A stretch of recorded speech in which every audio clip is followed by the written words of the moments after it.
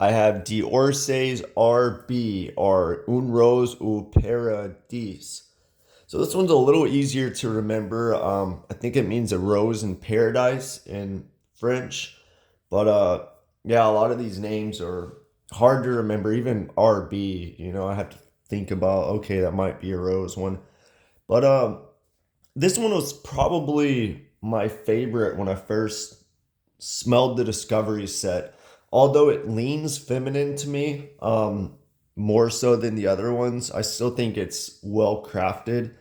The perfumer's Caroline Dumar. She's been around for 5 or 6 years. The first fragrance that I know she's done was Chlorophyll Gardenia by Comme des Gargons. She's done a Givenchy fragrance, I think of Penhallington's, La Artisan. She has like a fragrance or two from several brands. But the notes in this fragrance are aldehydes, pink pepper, cashmere and Turkish rose, freesia, musk, incense, and sandalwood. On the opening of this fragrance, for me, all of the notes are prominent. It almost leans kind of vintagey in a way on my skin. I feel like on paper, this smells a lot different. I actually like it more on paper than on my skin. But it soon dries down, and I feel like the rose kind of is not there as much as it is in the beginning. It and the incense. I feel like the incense and rose are kind of toned down.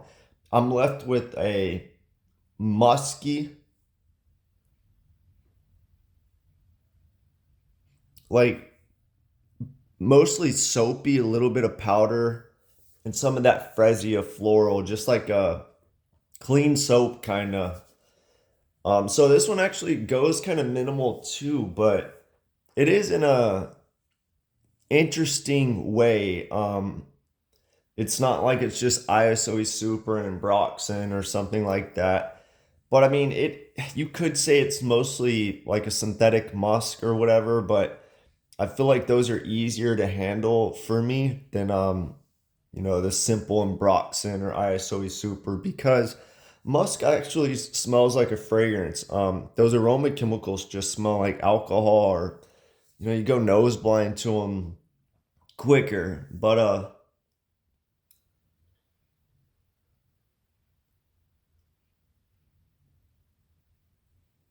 yeah, this is like a soapy, slight powder,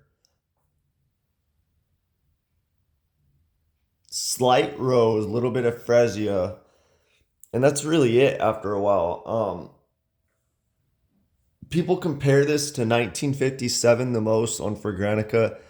I don't really get that. I think that just might be one of the most popular musky fragrances. Um,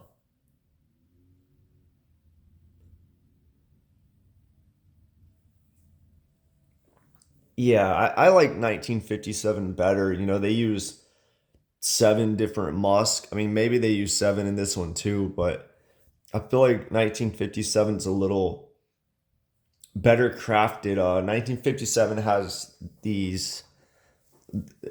I mean, this has aldehydes too, but 1957 the aldehydes are a little.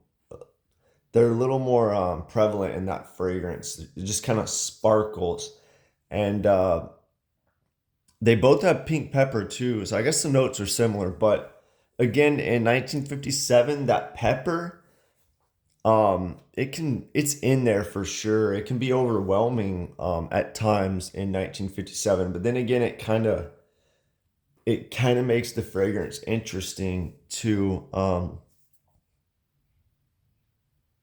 In 1957, I don't think it has freesia. Maybe it does. Or incense. Um,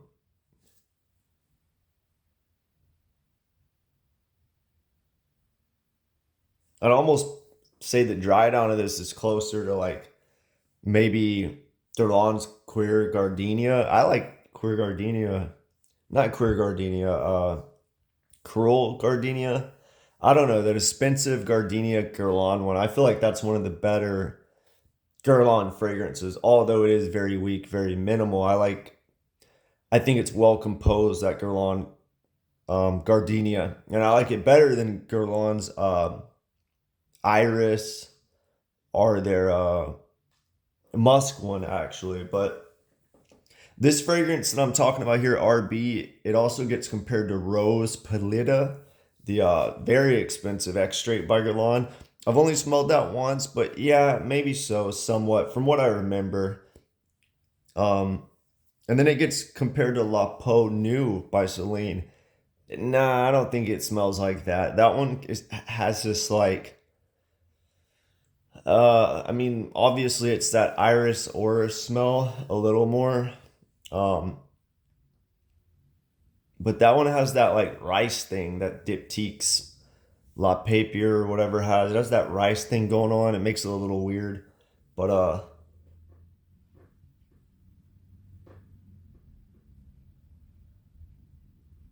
yeah, but anyway, this is a good fragrance. I don't think I would want to wear it myself.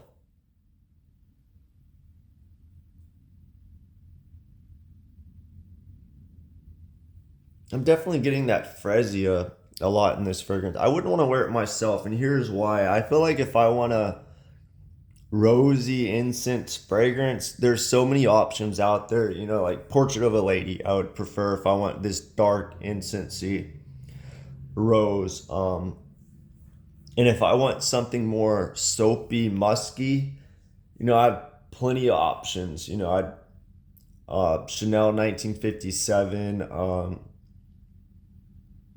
MFK's Aqua Universal, probably my favorite. You know, like I said, Guerlain's Queer Gardenia.